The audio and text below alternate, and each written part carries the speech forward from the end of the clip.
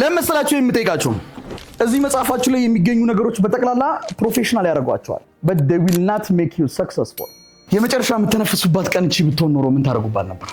ለዚህ ጥያቄ ምላሽ ስታገኙለት ደግሞ you will be successful in your life unless in otherwise እዚህ መጽሐፍ ውስጥ የሚገኘው ነገር በጠቅላላ ፕሮፌሽናል ያደርጋቸዋል። it's very nice ሌሎችን ሰርቭ እንድታደርጉ ሌሎችን ሰፖርት እንድታደርጉ ያግዛቸዋል። but ስኬታማ ሆኖ እቺን ምድር ለመጨረስ ግን you have to answer for this question what would you do if this is your last day? በሩጫው ሜዳ ላይ አሸናፊና ተሸናፊ የሚለዩት መቼ ነው?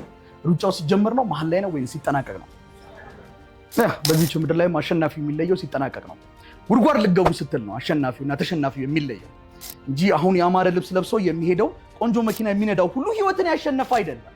on the last day ግን ይረጋገጣል who win this world ማን ያሸነፈው ይቺን ዓለም በመጨረሻው ሰዓት ላይ ይረጋገጣል።